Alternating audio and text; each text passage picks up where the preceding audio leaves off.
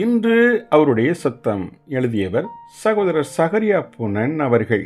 நாள் ஜனவரி 16. தேவன் உங்கள் வாழ்வில் ஈடுபட அனுமதியுங்கள். நீங்கள் கிறிஸ்துவைப் போல் மாறும் ஜீவியத்தில் முழு விருப்பம் உள்ளவராய் இருந்தால், தேவன் உங்களை உலகப் பொருளின் ஆசை, மனுஷீக கனத்தை தேடுதல், சுய அனுதாபம் போன்ற அநேக கிறிஸ்துவற்ற மனோபாவங்களிலிருந்து விடுதலை ஆக்குவதற்கு ஏதுவாய் எண்ணற்ற நிகழ்ச்சிகள் உங்கள் வாழ்க்கையில் நிகழ்வதற்கு அனுமதிப்பார்.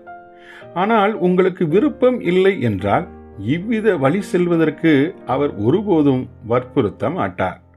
உங்களை சுற்றியுள்ள அநேக விசுவாசிகளின் தரம் குறைந்த தோற்கடிக்கப்பட்ட வாழ்க்கையில் நீங்களும் திருப்தியுற்றிருந்தால் உங்களை அப்படியே தனியே ஒதுக்கி வைத்து விடுவார். ஆனால் தேவனுக்குரிய மேன்மையான காரியத்தில் நீங்கள் தாகம் உள்ளவராய் இருந்தால் உங்களிடம் அவர் தீவிரமாய் செயல்பட்டு உங்களை அழித்து கொண்டிருக்கும் புற்றுநோயை வெட்டி எறிவார். உங்களை கரைபடுத்தும் விக்கிரகங்களை அழித்து ஒழிப்பார். நீங்கள் துயரமடையவும், ஏமாற்றம் அடையவும், நஷ்டம் அடையவும், நம்பிக்கை குலையவும், இழிவுபடுத்தப்படவும், அநீதியாய் புறங்கூறப்படவும் அவர் அனுமதிப்பார். எதற்கு? நீங்கள் இனி ஒருபோதும் அசைக்கப்பட முடியாத ஸ்தானத்திற்கு அவர் உங்களை கொண்டு வரும்படிக்குத்தான். அதற்கு பிறகு நீங்கள் பணக்காரராய் இருந்தாலோ, ஏழையாய் இருந்தாலோ, அவமதிக்கப்பட்டாலோ, இவை ஒன்றும் உங்களில் எந்த வித்தியாசத்தையும் கொண்டு வர முடியாது.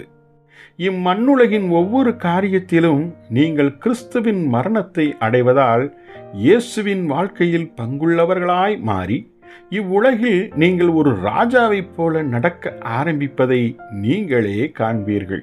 2 கொரிந்தியர் 4:10. சுயத்திற்கு மரிப்பதின் விலைக்கிரயத்தை மிக கொஞ்சம் பேர்களே செலுத்த விரும்புகிறபடியால் கிறிஸ்துவின் பரிபூர்ண ஜீவியத்தை அடையும் வழியை கண்டுகொள்பவர்களும் மிகச் சிலராகவே இருக்கின்றனர். உங்கள் சுயம் உடைவதற்கு உங்களை தேவனுக்கு விட்டுக்கொடுங்கள். நாம் சுயத்திற்கு மரிக்கவில்லை என்றால் விசுவாசத்தினால் ஜீவிப்பது என்பதும் ஒருபோதும் முடியாது. ஜெபிப்போமா? ஓ எங்கள் தகப்பனே, எங்கள் சுயம் மரிக்காமல் கிறிஸ்துவின் வாழ்வை பெற இயலாது என்பதை கண்டுகொண்டோம். நாள்தோறும் சுயத்திற்கு மரிக்க அருள் புரியும். இயேசுவின் நாமத்தில் ஆமேன்.